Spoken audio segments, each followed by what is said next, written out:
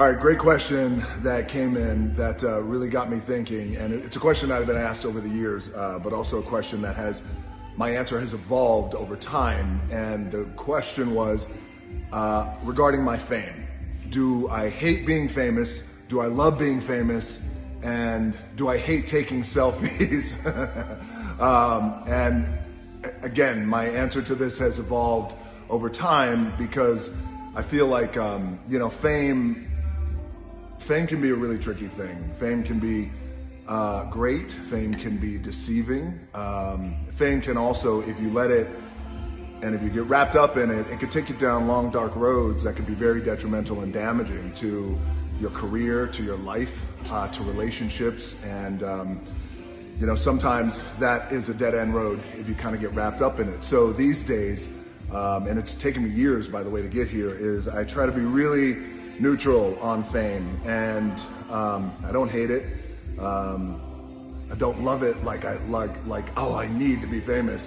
No, I'm usually I'm grateful for it, but also again, I keep the meter in neutral there because I don't like to overreact to fame, and I try to underreact to it again because it could be really deceiving. And when I first started to become well known as a pro wrestler, and being famous in the world of pro wrestling, at that time, it actually kind of skewed my perception of what my reality was at that time, and really what the true reality was around the world. And the reason why I share this with you is because it was a lesson that I had learned years and years ago that has actually made me better, more evolved, and more aware about fame these days, so I can appreciate it more. More importantly than appreciating the fame, I can appreciate the fans more, and I can appreciate the customers, the consumers, the people more.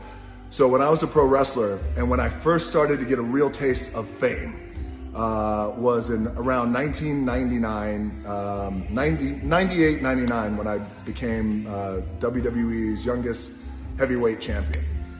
And at that time, you have to understand, the world of pro wrestling, there is nothing like the world of pro wrestling.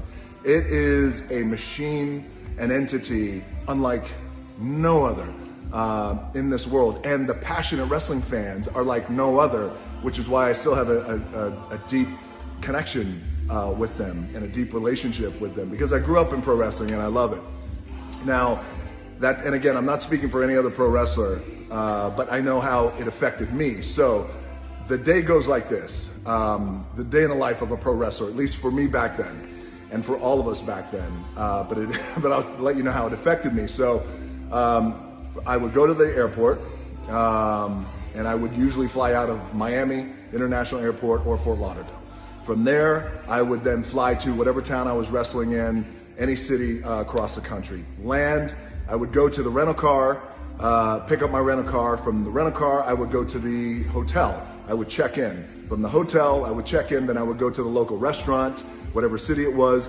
After that, I would then go to the gym, work out. After that, then go to the arena. I would perform that night in the arena, have a wrestling match, and then get in the car, drive to the restaurant again, if they're still open. I'd have something to eat, and then I'd drive a couple of 100 miles down the road to the next town. Now, from the airport to the rent-a-car, to the hotel, to the gym, to the restaurant, to the arena, everywhere we went, wrestling fans were always there.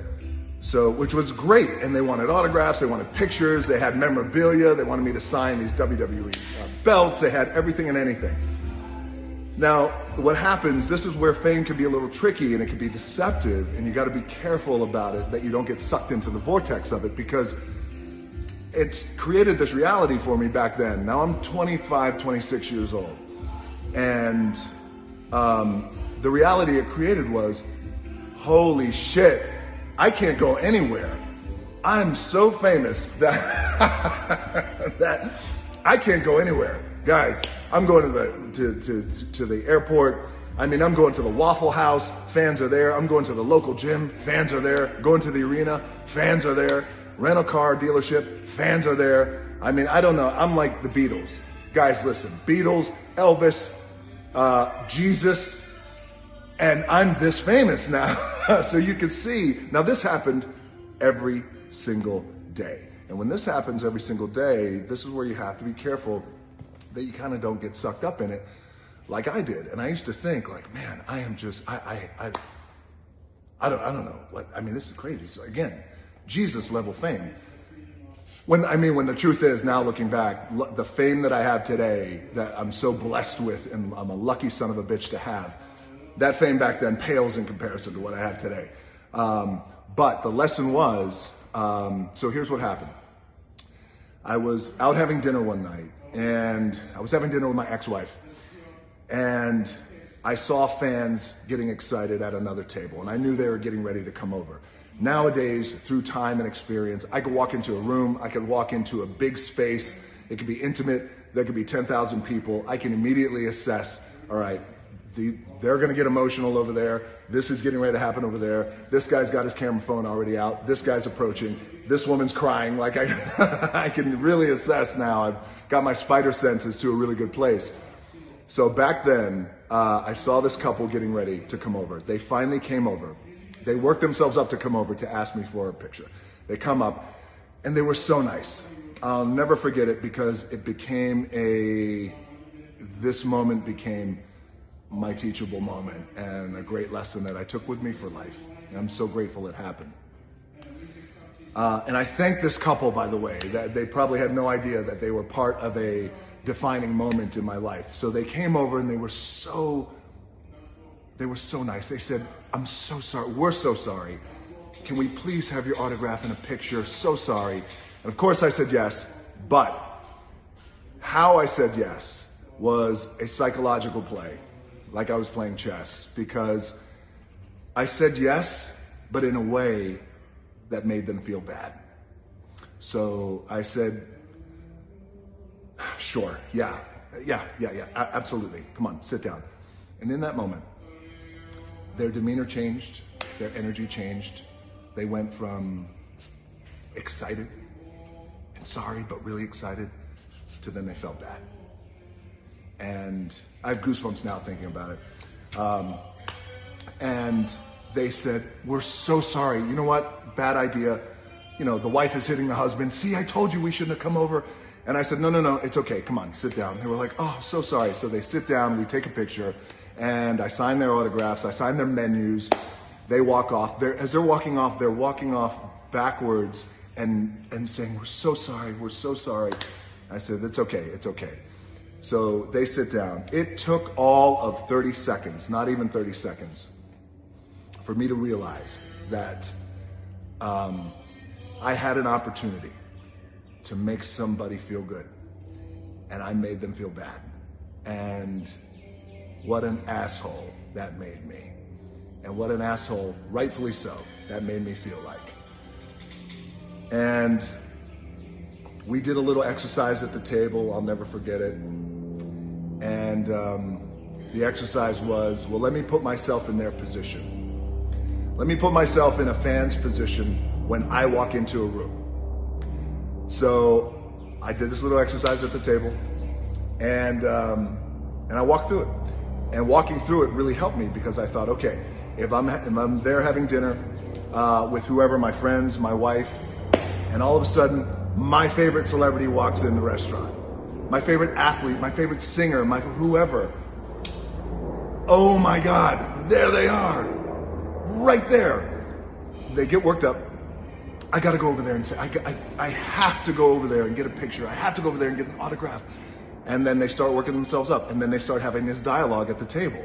No, you can't go over there. He's with his family, or he's with his wife. You don't do that. He's with his friends. He hates being bothered, or she hates being bothered. Don't bother that woman. No, but I can't. I would never forgive myself if I just don't go over and say hello and try and get something from them in this moment.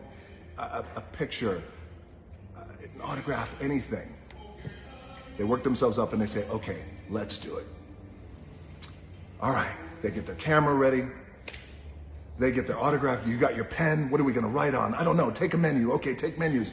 I don't know, was the restaurant gonna get mad? Who gives a shit if the restaurant gets mad? That's such and such sitting over there. Take the menus, we'll get an autograph on the menus. They finally walk over, and this celebrity, me, in this case, makes them feel bad for coming over. Man, after that, I told myself I would never, ever make anyone feel bad again for coming up to me. And especially now, I mean, again, this level of fame that I've been lucky enough to have, I mean, people are crying when they're coming up, and they're shaking, and they can't hold the phone like they're doing this. And I tell them, here, give me the phone, and I get a big group together. I got long arms, I take a big selfie. But I'll never forget that. And I thank that couple, by the way, whoever they are, for that. So that's helped me. And so now, this level of fame, anybody coming up to me, fans, little kids, older people, doesn't matter. I don't care if they're a billionaire. I don't care if they're blue collar, hard working men and women. Doesn't matter to me. They all get the same treatment, and that treatment is gratitude. And I appreciate you coming up to me and actually asking for my autograph, because, by the way, the alternative to that is I go back to having $7 in my pocket and nobody giving a shit to get my autograph or get my picture. And on top of that, here's the truth.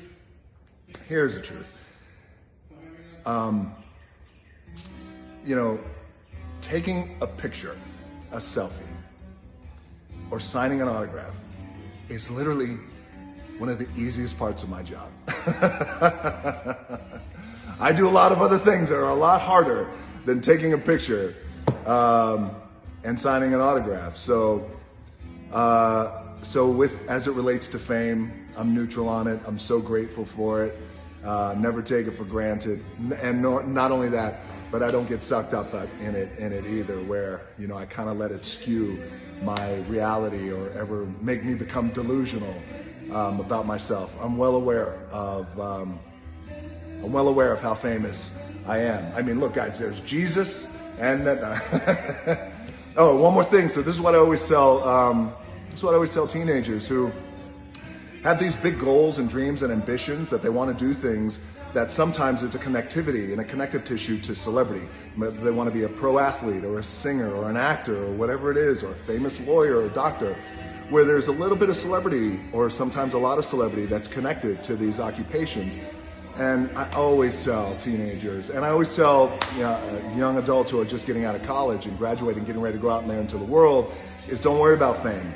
Don't even think about fame. Fame is a byproduct. Fame will come, or it won't. Either way, fame is fleeting, and it can be dangerous. Don't worry about fame. Don't worry about being famous. Worry about being good at something. Worry about putting in the hard work. And when you become good at something and you put in the hard work and you put in the extra hard work, then you become great at it. That's when you achieve greatness. Right? You hear that word all the time. I like to throw it out there, but that's when you achieve greatness.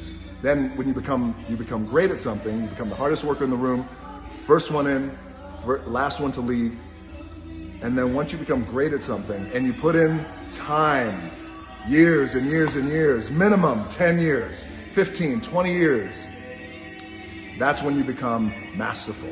So you go from good to great to masterful. And I always tell teenagers and people who are graduating from high school or college, even ones who, by the way, are in their 30s and 40s, these entrepreneurs who are like, oh, I'm too old to do whatever it is. And I was like, no, you're not. It's the perfect time. But don't worry about being famous at it. Just be good at it. Then become masterful at your craft. All right. This is 14 minutes of your life you're never going to get back.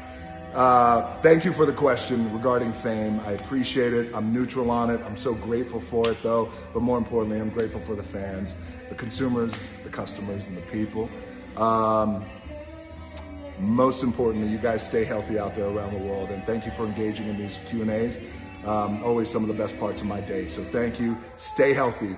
And love you guys, and we'll talk soon.